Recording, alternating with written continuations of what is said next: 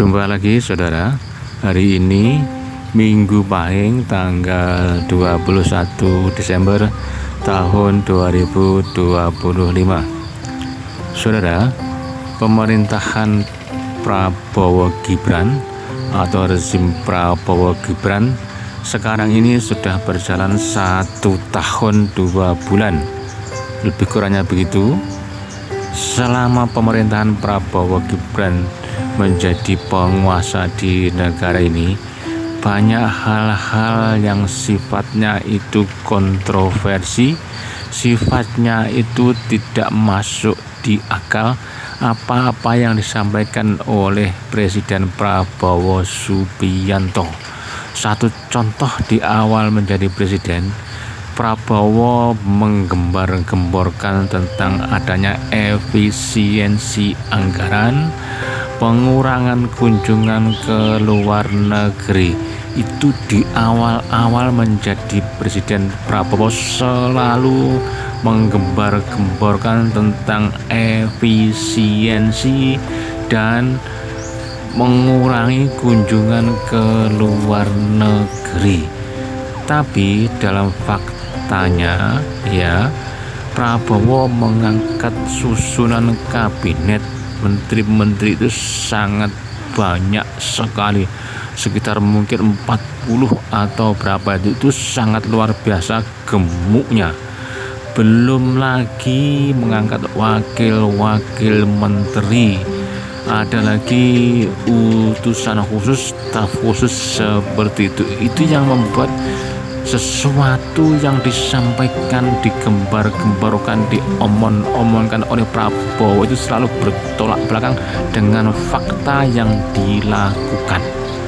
Ini adalah ciri-ciri Prabowo yang omongannya tidak sesuai dengan kenyataan, sehingga banyak orang yang mengecap ngasih brand ke Prabowo itu munafik. Itu salah satunya. Kemudian kunjungan ke luar negeri pada pejabat-pejabat. Ini juga begitu. Prabowo itu hampir tiap minggu, hampir nyaris 1 bulan 2, 3, 4, 5 kali itu ada kunjungan lawatan ke luar negeri. Ini juga bertentangan dengan apa yang disampaikan oleh Presiden Prabowo Subianto. Nah, dari contoh kasus di awal ini sangat kecil sekali. Setelah itu banyak sekali hal-hal yang sifatnya itu krusial, sangat penting, urgen. Prabowo itu hanya omon-omon. Prabowo tidak mampu bertindak sebab otak Prabowo sudah tidak murni lagi, sudah tidak otentik lagi. Makanya saya sering mengatakan dalam Facebook itu, saya kasih gelar Prabowo itu koplak. Maknanya koplak itu nggak penuh, artinya dia tidak normal. Karena Prabowo sudah sudah sangat tua, 70 lebih usianya itu. Untuk seorang pemimpin yang nggak punya jiwa kepemimpinan hanya karena dari militer, itu tidak cocok kembali ke militer. Ketika Prabowo sudah menjadi presiden, kemudian ada pemilu gubernur dan bupati wali kota itu. Gubernur, wali kota, bupati yang terpilih itu sebelum menjabat diadakan retret, semacam upgrading atau semacam pelatihan yang berada di Akademi Militer di Magelang. Ini juga sangat memborosan, tidak sesuai dengan fakta efisiensi, saudaraku semuanya. Dari perjalanan Prabowo 1 tahun 2 bulan ini, kita saksikan pola pikir Prabowo itu sudah betul-betul tidak sesuai dengan kondisi kenyataan yang ada. Karena itu Prabowo memang sudah tidak layak menjadi presiden RI. Semakin rusak negara ini sebab dipimpin oleh Presiden Prabowo Subianto yang selalu Prabowo selalu memuja-muja tentang Presiden Joko Widodo. Ini adalah satu kesalahan yang sangat fatal.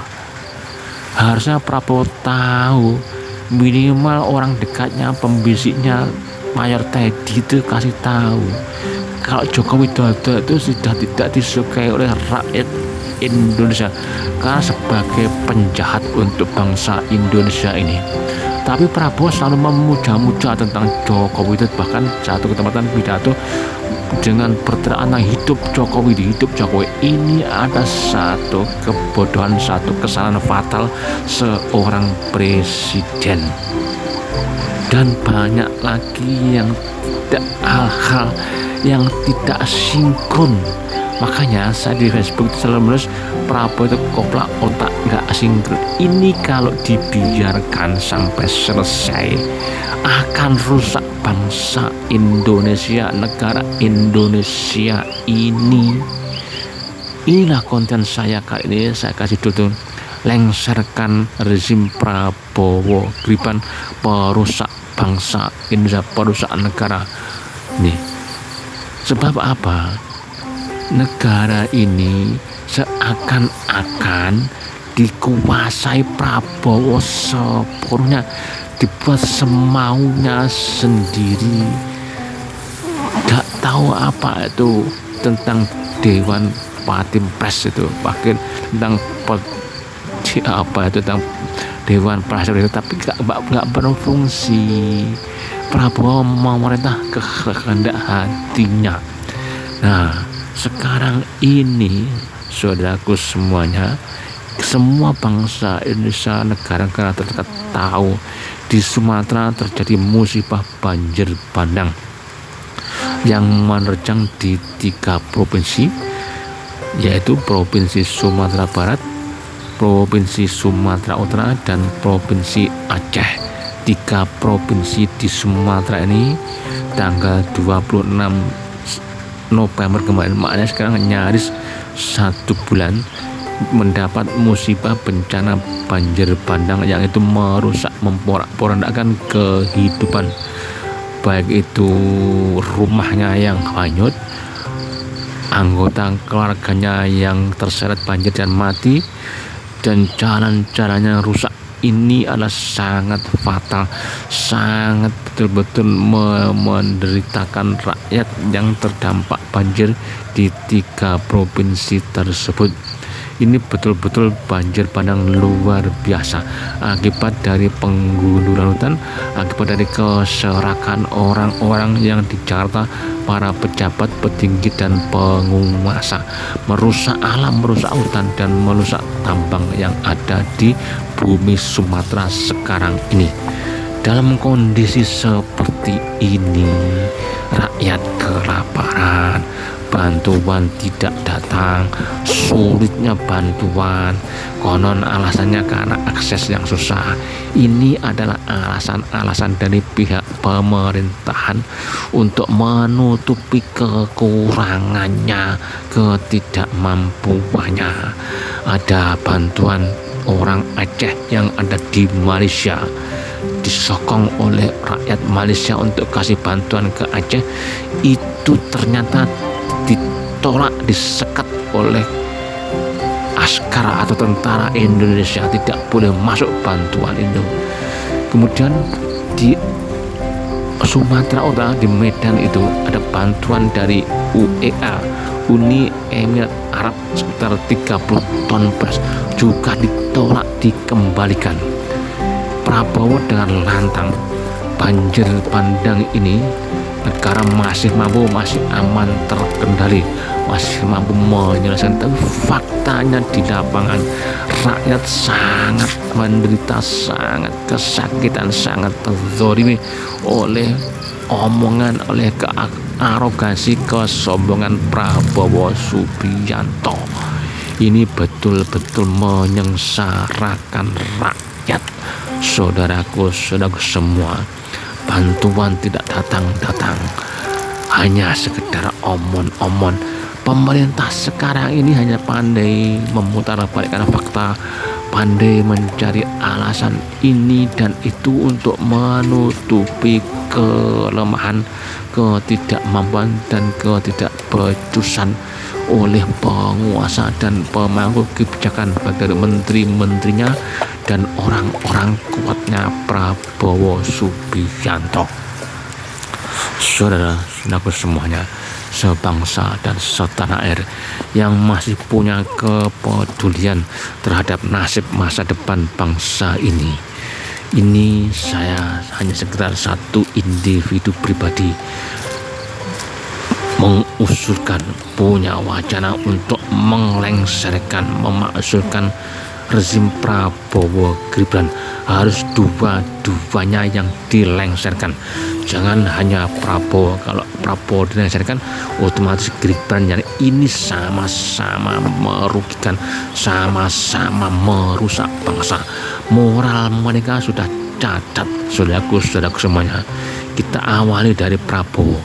Prabowo itu adalah melanggar hak asasi manusia, pelanggar HAM berat di Indonesia, mengejar-ngejar, bahkan mungkin membunuh para aktivis pro demokrasi, aktivis yang mengkritisi negara ini.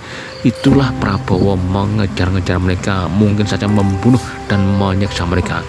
Kemudian karena itu Prabowo dari militernya berpangkat terakhir Letjen itu dipecat, desersi dari keanggotaan sebagai anggota TNI atau ABRI, Angkatan Bersenjata Republik Indonesia. Karena itu moralitas Prabowo sudah hancur, sudah jelek, sudah terpuruk seperti itu. Kemudian si Gibran Raka Buming Raka ini adalah anak Joko Widodo, presiden sebelum Prabowo. Si Gibran ini juga cacat moralnya, tidak tahu diri, tidak tahu malu. Ketika Joko Widodo pertama kali di awal-awal jadi presiden, Gibran pernah omon tidak tertarik dengan dunia politik, tidak akan masuk di dunia politik, hanya akan berbisnis, bisnis martabak. Itulah yang dijalani Gibran selama ini.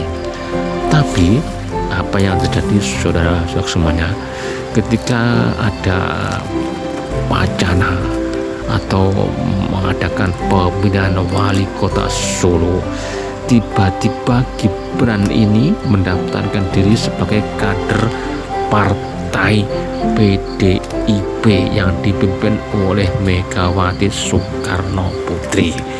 Tiba-tiba si Gibran ini tanpa tedeng aleng-aleng, tanpa mermisi, tanpa kulonwon, tanpa minta izin kepada Ketua PDIP Solo Pak FX Adiratmo itu, Gibran langsung menuju kantor DPP PDIP di Jakarta, menemui big bossnya yaitu Megawati Soekarno Putri untuk meminta rekom agar bisa mencalonkan diri menjadi wali kota Solo.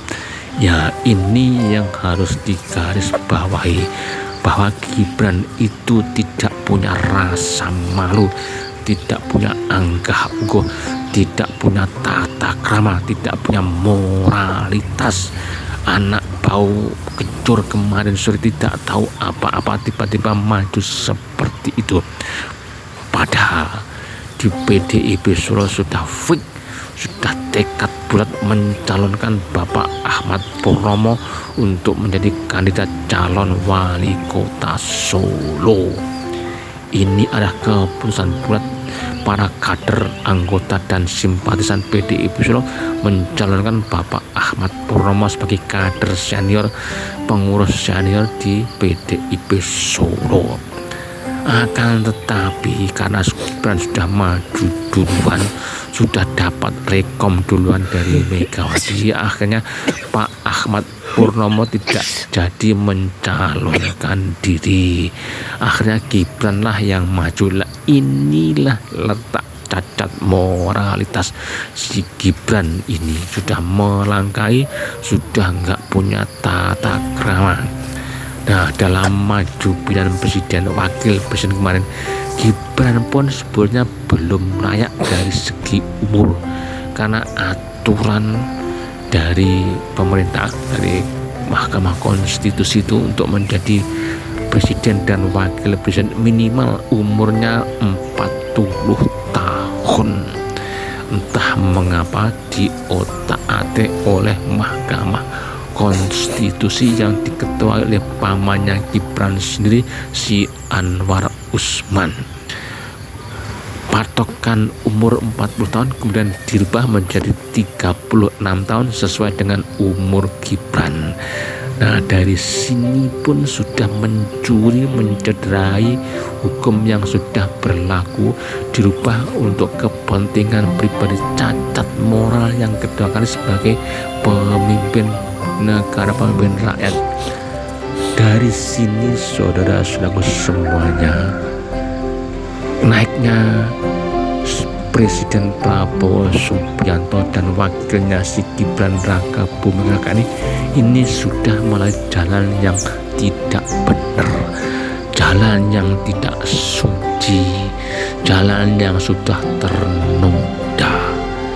Tapi karena rakyat kita ini rakyat yang betul-betul IQ-nya 78 dan ke bawah, mudah diiming-iming, dihasut, dikasih uang. Yang terjadi adalah kemenangan Prabowo Gibran. Nah, inilah yang menjadi kelanjutan rusaknya bangsa Indonesia setelah 10 tahun diporak-porandakan oleh Joko Widodo, sebelumnya 10 tahun oleh Susilo Bambang Yudhoyono juga. Itu juga nggak bener, tidak pro rakyat, tidak bangun rakyat, tapi bangun kroni-kroninya. Joko Widodo lebih parah lagi, merusak moral citra bangsa ini di mata internasional, sudah dijual ke negara-negara asing. Tambang-tambang yang ada di negara ini sudah dijual ke Cina mayoritasnya, hutan-hutan digunduli. Ini adalah presiden-presiden merusak bangsa Indonesia. Sekarang diteruskan oleh Prabowo Subianto dan anaknya Joko Widodo. Ini betul-betul generasi perusak bangsa Indonesia. Karena itu kita yang masih peduli dengan nasib bangsa ini, entah bagaimana caranya, kita berharap rezim Prabowo Gibran ini segera ditamatkan, diselesaikan sebelum sampai 5 tahun ke depan. Walaupun ini terdengar sangat mustahil, tidak masuk akal, karena tidak ada jalan untuk melengsarkan atau menurunkan rezim Prabowo Gibran ini.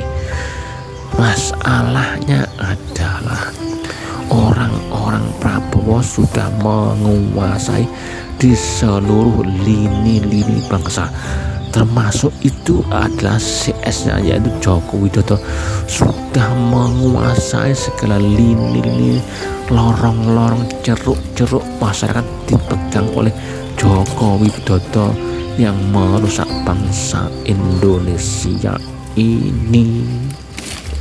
Jadi begitu saudaraku, negara ini kalau diteruskan sampai 5 tahun oleh Prabowo, rusak. Ini program MBG itu juga program hanya ngawur sebab emosi Prabowo ingin menjadi presiden, ambisi Prabowo ingin jadi presiden. Dalam perjalanannya program MBG makan bergizi gratis itu, siapa yang menikmati, siapa yang dapat proyek? Ya hanya kroninya Prabowo sendiri. Orang-orang Prabowo, antek-anteknya Prabowo, juga termul-termulnya Joko Widodo. Ini sudah keliru. Anggarannya sangat besar, memangkas anggaran yang lain, pos-pos anggaran kementerian yang lain. Contohnya untuk anggaran pedesaan itu, anggaran untuk bangun desa itu dihapus, dipotong, disingkat untuk MBG ini. Ini tidak benar caranya. programnya mungkin bagus, tapi caranya yang tidak benar itu. Karena otaknya Prabowo dan Kroni tidak mampu berpikir. Prabowo sudah kena stroke, tidak, otaknya sudah rusak, tapi antek-anteknya tidak mau kasih tahu. Ini yang bikin rusak itu. Kemudian ada lagi Koperasi Merah Putih. Ini juga otak busuknya Prabowo, otak gak sinkronnya Prabowo, otak koplaknya Prabowo. Koperasi Merah Putih ini untuk apa? Di tiap desa sudah ada namanya BUMDes, Badan Usaha Milik Desa. Kenapa ini tidak dimaksimalkan? Justru membuat program baru, lembaga baru. Nah, ini nanti Koperasi Merah Putih itu akan berada di bawah hukum siapa? Badan usaha apa? Sekarang ini dalam tahap perjalanan bangun ini sudah merusak tatanan sosial. Jadi banyak tanah-tanah yang produktif, tanah-tanah desa, kas desa, bengkok-bengkok yang ditanami padi itu dibangun Koperasi Merah Putih. Yang nggak punya bengkok ada lagi itu di lapangan-lapangan untuk berolahraga dibangun juga Koperasi Merah Putih. Ini betul-betul sebuah ketololan dalam mengadakan program nih. Ini satu kekeliruan, satu kezaliman yang harus segera diselesaikan, dicegah ini. Ada lagi sekolah rakyat. Sekolah rakyat ini juga apa? Mereka harus diasramakan, mereka dikasih fasilitas yang banyak-banyak, tapi untuk apa? Keliru Anda Prabowo, keliru mulai. Otakmu itu betul-betul sudah nggak berfungsi. Otak Prabowo sudah nggak berfungsi dengan normal. Karena itu mari kita berdoa, kita akan gerakan untuk melengsarkan rezim Prabowo Gibran ini. Kalau lengser ya, jangan sampai orang-orang kuatnya Prabowo yang menggantikan. Jangan sampai digantikan oleh Anies Baswedan. Jangan, itu juga hanya omong. Anies itu juga pandai omong. Jangan diteruskan oleh apalagi wakil yang keren. Jangan diteruskan oleh geng-gengnya Prabowo Gibran, juga geng-gengnya termul si Joko Widodo. Rusak negara ini, rusak bangsa ini sebab ulah mereka.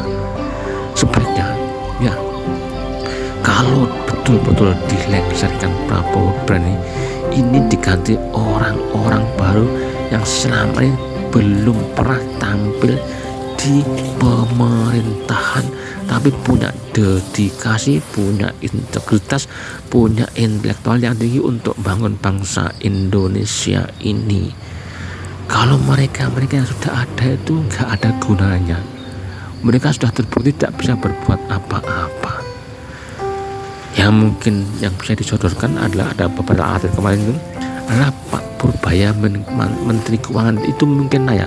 Tapi yang lebih layak lagi adalah Bu Susi Pujiastuti yang kemarin menjadi Menteri Kelautan, walaupun hanya ijazahnya SMP, tapi Bu Susi mampu bekerja dengan baik, punya integritas yang tinggi, tidak punya kepentingan pribadi untuk mengeruk kekayaan.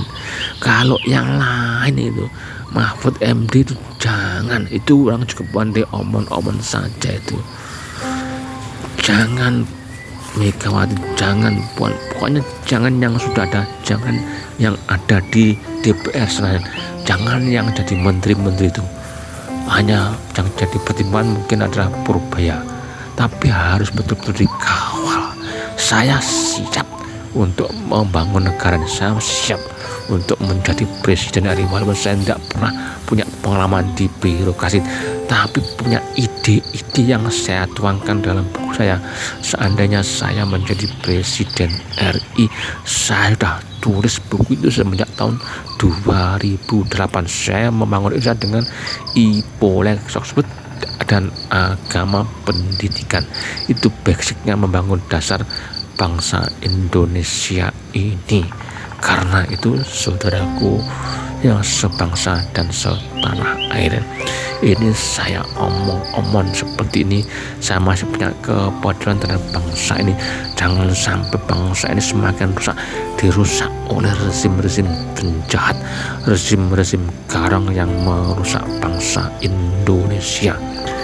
Sekarang ini mineral cadangan, mineral kita, tambang kita sudah dikeruk ke luar negeri. Emas di Freeport sudah dibawa ke Amerika, nikel, timah dan lain sebagainya dibawa ke Cina. Hutan-hutan dikeruk, dibunduli oleh rakyat sendiri. Sawit-sawit dikuasai oleh orang-orang Singapura dan Malaysia, juga orang Indonesia yang seperti cukong-cukongnya itu.